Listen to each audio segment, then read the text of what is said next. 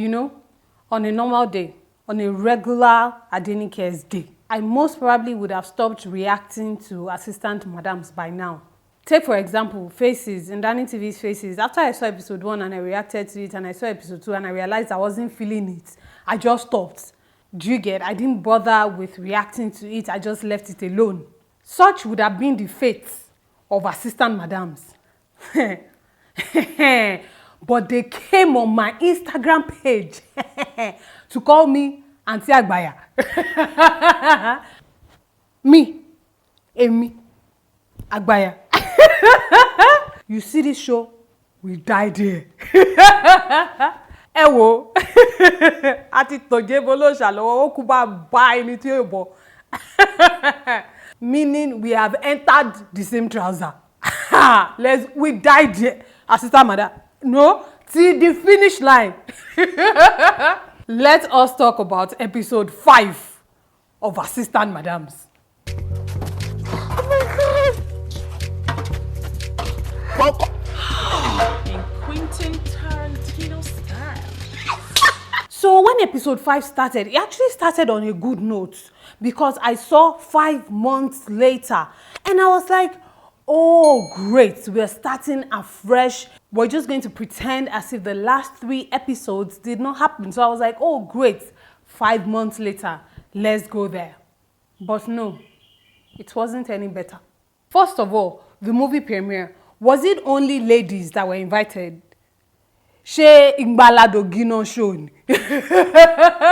There was a film that was made for only women in a town occupied by, in fact, it's only women that were in that film. If you show Shola Sobowale, it's titled Ìgbàládògì. So when I saw their movie premiere for Tamara, I was like, is this a strictly for women supporting women only kind of event? Before I now squinted, I saw some guys here and there. After that, our first shocker. The ladies are at a dining table and now they are deciding whether to go after a bad guy or not. And I'm like, okay, now they are no longer assistant madams, but what? Justice madams? Like, I don't understand. So within the past 5 months, what happened was, oh, their modus operandi changed. Or what exactly? Because how did we go from a show that's about assistant madams and ladies that are sleeping with men for money and deceiving men for money and whatnot, to now they are doing Avengers, Justice League? Just when you think it can't get any more ridiculous, they are like, hold up. Wait a minute. I'm just so flabbergasted at this show and how it seems to be progressing. But regardless, we move. So we are introduced to the Uchendus. This is a wealthy man, another billionaire that supposedly made his money in an ill-gotten manner. He has a daughter and a wife, right? And the daughter and wife seem to be getting along very well, even though the woman is not her mother, but they seem to have a good relationship. So I was like, okay, so how is this going to play out? So in order for the assistant madams to get in, they had to trick Mrs. Uchendu, who is the wife of a billionaire, to come to the cinema, to come and watch film based on, oh, she won a free VIP something. Let's digest that a bit, shall we? Let's just drink water on it. You want to trick a billionaire because the wife of a billionaire is also a billionaire. So you want to trick a billionaire into leaving her house whilst her husband is sick and bedridden. And you decide to use movie tickets. And guess what? Guess the mind-blowing aspect.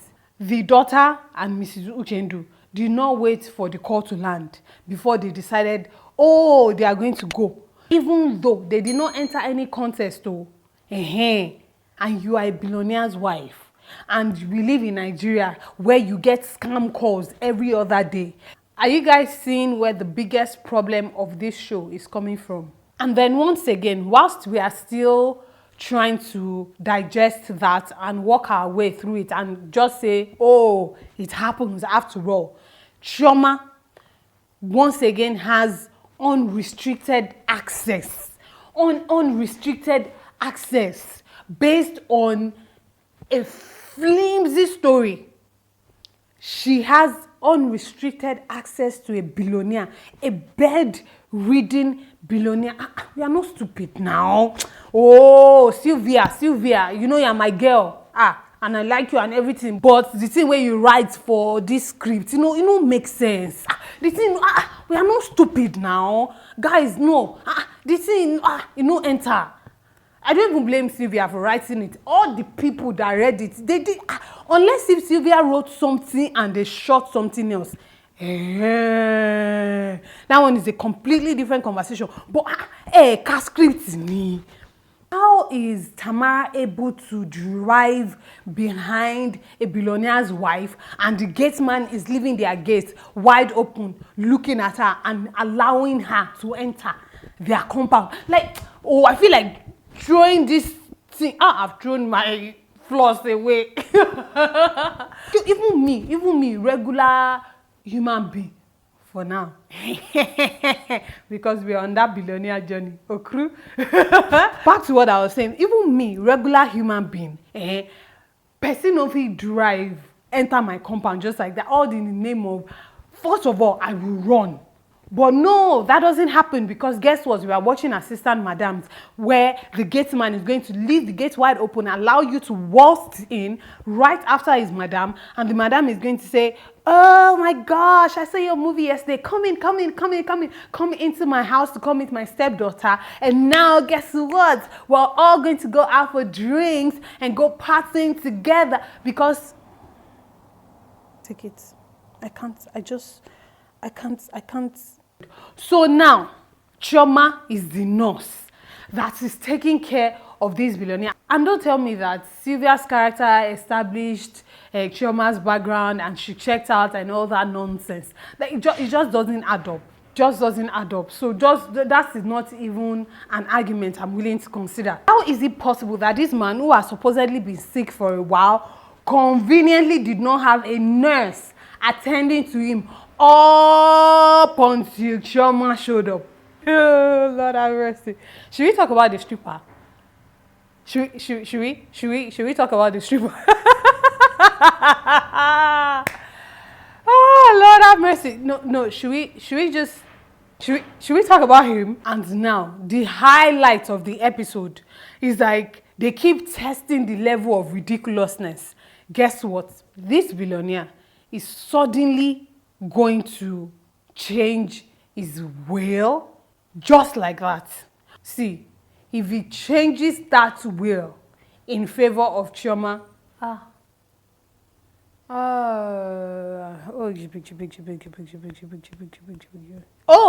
but there was a highlight. Yes, there was a highlight of the episode. Guess what? John was not in this episode. And I kind of missed him. Now that I think about it, it was boring without him.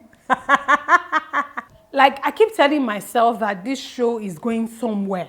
Do you understand? Like, it has a destination. It's going somewhere.